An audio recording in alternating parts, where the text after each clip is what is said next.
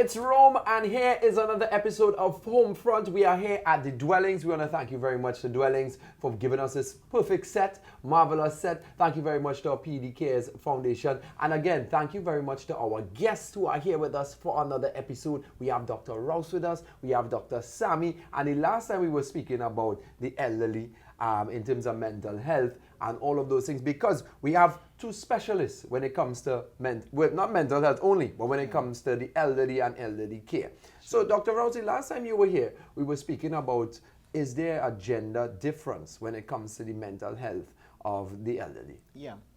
Now, there's an aspect of aging, because when you're doing at a policy level, once you identify aging as an issue, you have to really define it. And in Trinidad and Tobago, and I use Tobago as an outlier, we are plural. Mm-hmm. So we have different races, religions, and what have you. And that in itself, we have to understand in Trinidad that we are not homogeneous. Good, on the one hand. So among our senior population, they are just as diverse. Mm-hmm. So one size doesn't fit all in terms of what you would be applying to one group, and one ethnicity will not fit with another. Mm-hmm. So Tobago now, I said by itself, they are more Afrocentric, they're smaller, and they have a different kind of government. Good, more decentralized. So they are different way in which they handle their seniors and the whole aging question. But the culture of aging, so in defining our aging in a plural system, if you had to define it in a linear way, aging is a political, economic, social, cultural, moral, spiritual issue. All of the above. So when you are asking that question, we're looking at the culture of aging. And it is a book that was written by, I think it's Gerard and Heard, two English guys. And they went into the culture of aging. And I was like blown away, because the media tends to push how antithetical aging is for women. Right. It's a gender thing. The way we are as consumers, what do we consume different than man? A man would, even Michelle Obama told us with her husband, he had one pair of shoes for like the whole 8 years. And he cool, right. You know, and she would be like, buy another, you know. Mm-hmm, mm-hmm. A woman now is different. Of course, men have changed since, but the women, the media is making them believe they have to almost freeze their aging. Right. So that some of them are paranoid if they see a gray strand. Yeah, you would see that, and you would see internationally, yes. A lot of women will take Botox because of precisely. The rings, to prevent the wrinkles. And that's why I say to many of them, I say the aging occurs at a cellular level. So using age-defying lotion, anti-wrinkling cream, Botox, and for men, Rogaine to get back, that's all cosmetic, because this is going to fade anyway. So the more emphasis is on the internal aging, because what we find is that there is sometimes a twist in the lyric. They're having, and Dr. Sammy will know this better than me, they may have a lyric playing on the inside. They really feel lonely. They really feel, you mean after I do all this studying, just so I retire? We're going with all this acumen. They lose interest. That is the first signs of depression. They lose interest in the things that used to interest them. We have a huge cohort of our women in the age group who decided very early they're not having children and they're not interested in marriage. So they are now alone in a townhouse condo. They have all the toys, as we call it, but they're lonely on the inside. But when they come out, they shine, right. And they look, but the lyric inside is playing a whole different tone, and that is what affects now where Dr. Sammy will come in. So from a medical point of view, I think we see more older women than men with psychological and mental health issues, particularly around loneliness and depression. Now, bear in mind, part of that is, as we were talking in the last episode, Dr. Rouse was pointing out, women live longer than men. So you're going to have more women in that age group than men anyway. But beyond that, I think what Dr. Rouse explained really touches on it. So a woman goes through her life or has gone through her life, and because of the way society is, may not have achieved her full potential during her working life. So there's a slightly different kind of regret. I am here, I feel healthy in my body, I have all this potential, I want to live it out. There's no avenue for that. Right. A man might be sitting back and thinking, well, you know, I had all this chance to do this, that, and the other, and boy, if I had do this differently, I could have thing. But it is a reminiscence. And a reminiscence always means that, well, I did something. I could have done it different, but I did it. And therefore, for the woman, it creates a little bit more of a psychological stress, thinking, well, I want to do more, I am not given the opportunity. On top of, society wants me to be a young woman, not an old woman. Right. And I can't do that. It comes naturally to us. Unstoppable energy. We use it to manifest a future.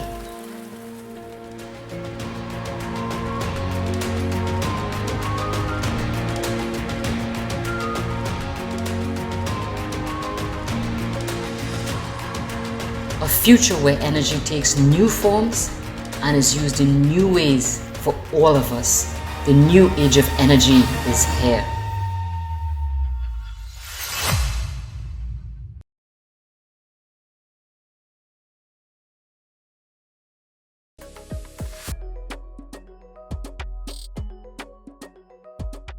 Society wants me to be a young woman, not an old woman. Right.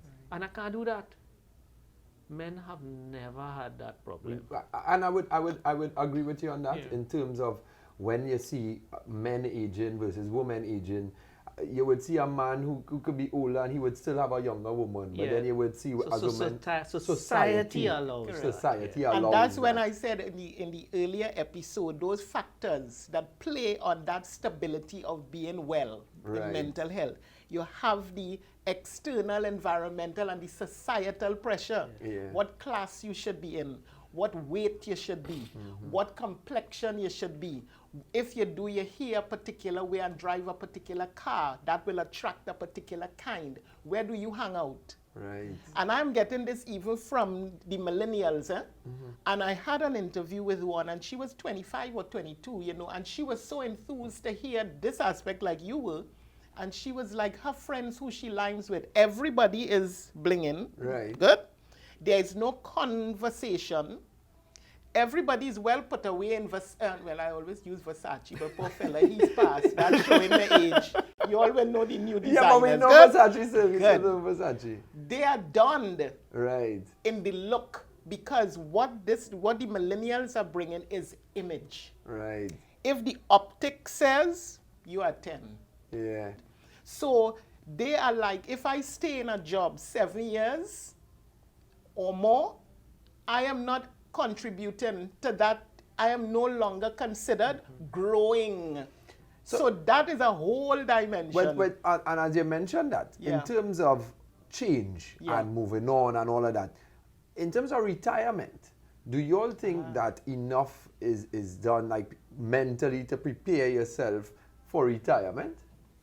That is a That's really, really interesting question. So let me take you back, say 20, 30, 40 years. Our life expectancy was a lot shorter, and therefore retirement really did mean I have finished working, I have a few years to relax and enjoy myself, and then I am out of here. That doesn't hold anymore. If we say that the average expectancy of a man is 78 and a woman is 81, and we know of people who are living past Longer. 100. Yeah. Therefore, we have to now start thinking about planning for our retirement, meaning that we have stopped that part of our life that was all around this job, and we're moving on to something else. But something else must not mean nothing else. You have to find things to do with your life. And it's very clear. So one of the really interesting and kind of counterintuitive things is that there's a lot of research that says if you're getting older and you don't retire, you're going to live longer and healthier than if you got older and you retired. No, that don't make sense, eh? But it does, because if you keep working, you give your life a purpose. I think in the last episode, Dr. Rouse was talking about giving yourself a stimulus that might be uncomfortable and move you out of your place of comfort. Right. Well, in age, you have to do that. You have to think, what is the new challenge? Where do I get So that then from? there are some countries where they move in the retirement age from 60 Yeah. to 65 or to 70. So what do you recommend? So you see, there's a huge political issue. Yeah. I think quite rightly, people who have worked all their life towards retirement are saying, wait, I was planning to do something with my life after 65. You tell me I have to wait until I am 70. Right. But actually, if you strip all of that away, the pushing the retirement age back is good for the population's health and well-being in a very perverse kind of way. But that is not the only way to do it. Right. To me, a better way of doing it is to say, when we reach that age, we have a structure in society that allows older people to contribute positively and challenge themselves. That might not be a traditional job. It might be part of a job, but it don't have to be a traditional job. It might be volunteering, it might be community work, it might be a mix of all this. It might be a little bit of a part-time job plus something else. But you have to keep yourself active. Sorry, Dr. Rouse. And you hit on a very important point, but one major one that women struggle with, and I don't know, Dr. Sammy, if you have, if you get them to speak about it, menopause. Well, let me pause on that menopause. Because we're going to just take feel a old. mindfulness minute and we're going to come back and unpause with the menopause, all right?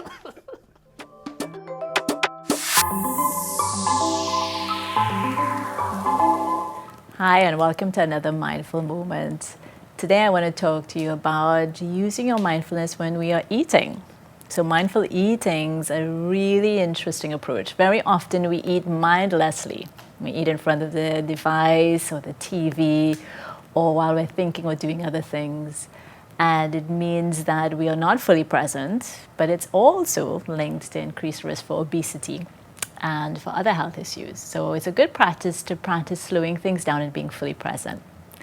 So I want you to imagine that I am eating something small like a raisin. And what we're going to do first of all is just to look at that in your hand. What does it look like? What colors do you see first of all? Can you get any smells, any senses from it? If this was a mouthful of food, you would do the same. And you're going to take that into your mouth. And as you do that, just feel what that feels like on your tongue. Can you feel the different textures? Are there different sensations? Are there different tastes that you can experience? Where are you feeling that? See how that makes you feel as you get the different senses activated. Smell, and taste, maybe even touch as well. Really enjoy your food. And take at least 5 chews before you swallow. Eating mindfully like this can be really healthy, and it's a great way to remind us to be here now. It's Rome, and we are here. We're chilling with the boys. We're liming with the kids. We're doing this all for the PED CARES Foundation. So we need you at home watching us to go donate. Head over to the pedcares.org and send that donation, whether it's via credit card, direct transfer, because we want to make sure that the kids of our pediatric emergency department get the best possible care that they can get, because we need to take care of the next generation. The future lies with the kids. You all ready? On three, we go and say yeah. 1, 2, 3. Yay! The PED CARES Foundation. And we are back from our mindfulness moment. All right. So, Doc, you were telling us about menopause. I just touched on it, Right. and I was about to say that is another discussion all by itself. Yeah, we can because probably it do a is whole deep. episode It's deep. on that. Yeah. Dr. Sammy, we were talking about during the break disgraceful aging. Yes. I want to tie that into something else that we were talking about before the break. So let's just go back to this thing about psychological health in women. And I want to make it personal. So you know, a lot of women are struggling with their mental health, their expectations of themselves, and society's expectations. And I just want to plead with older women and men, but I think it is definitely more with women. Find somebody you trust that you can share your fears and concerns with. It might be your healthcare provider, it might be your doctor or your GP, it might be a close friend or another professional, but people need to be able to open up and talk about these things. And that is the first step towards finding a solution that puts you in a place mentally where you feel and act and live healthier.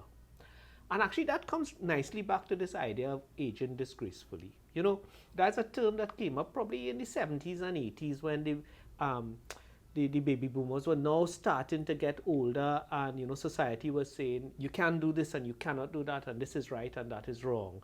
And it's just amplified with age. So, you know, an older woman who finds a boyfriend, suddenly the children vex, you know. An older man who finds another thing to do with their life. No, you're going to break your neck. And so on and so forth. And the whole concept of aging disgracefully is to not let the wider society determine what gives you fulfillment and what makes you who you are. Don't be afraid as an older person to break norms. Right. Don't be made shy of what you want to do because society tells you you must not do that. Yeah, be happy. Be happy. I mean, you know, like everybody else, you have a responsibility. Don't go drinking and driving and taking cocaine. And that kind of thing. But, you know, once you are happy that you are not putting society at risk, just because society frowns on what you do, don't mean it's the wrong thing to do. Talk to a trusted friend. Make sure you're doing something that makes you happy and doesn't harm anybody else. Go for it. I like that. Final remarks. Yes, and just to pick up on what he said, because we move into our authentic self. Right. So you take more risks. But in wrapping up, I must appeal to the same women, again, because we have quite a significant cohort of them who never married, didn't have children, and they did well. Some didn't do as well, but they live alone now. And as a result of which they are in properties, they're being stalked sometimes without their knowing. And then some of them die. They may fall, because that is another thing that comes with the aging, that they fall very often. And many could fall, and only if neighbors smell something, they will know that this person is there. We don't need that. We need now for older women to really take more self-care. That is a key phrase. Self-care within how they do, what they do. Make sure that their business aspects, like their bank accounts, if you have, just as Dr. Sammy said, a trusted person, and try and get somebody even younger than you, you know, that you open a joint account. Or if you feel that your mobility is becoming challenged and you still have your car, you can have like a power of attorney for someone who can use your car and take you to where you have. But you have to be cognizant, and your cognitive faculties have to be, because once you begin forgetting and forgetfulness starts to seep in, either from diabetes and or Alzheimer's, which is where you're now prone, the banks take a very strategic approach to, if they see you have a particular way in which you withdraw, and they see some outlier, a big amount, they may just block your account. So that if you don't have either a joint or something, because it could be a valid purchase that you would have done, who is there to stand in for you? And then they have to know the difference between a general and a specific power of attorney, whether you are open to everything I sign for or only specific things.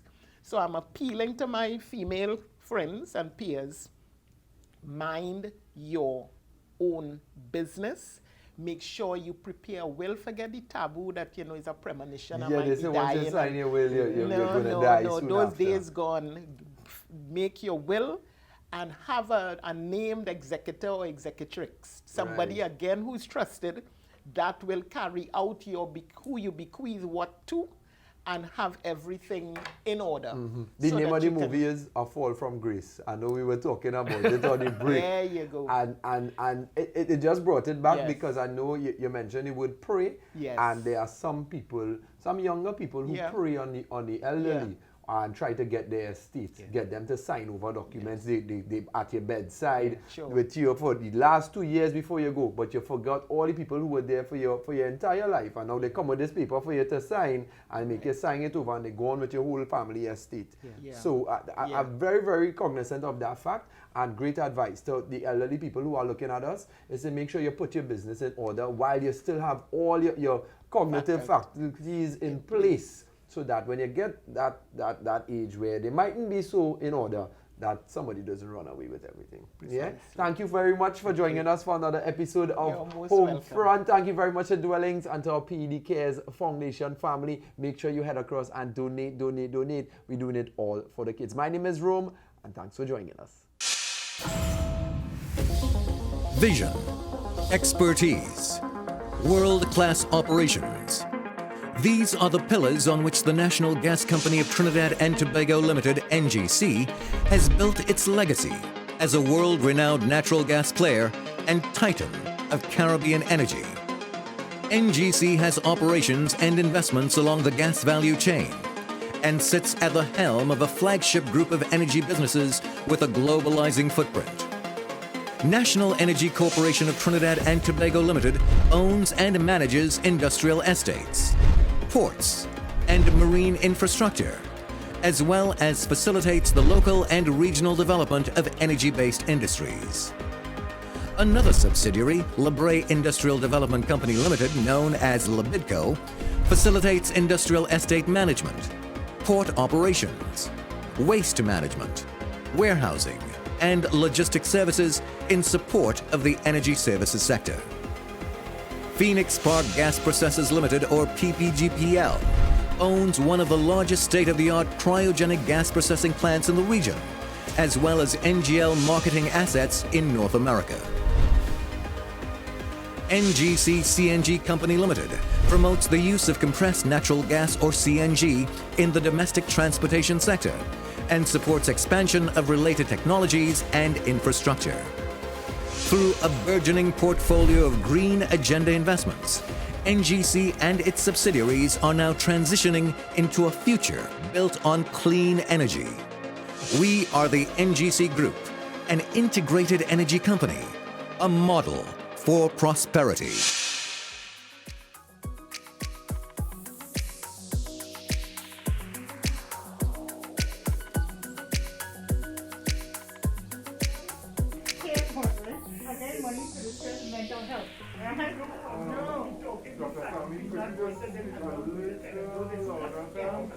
And I'd like you all to be sipping your stuff, please.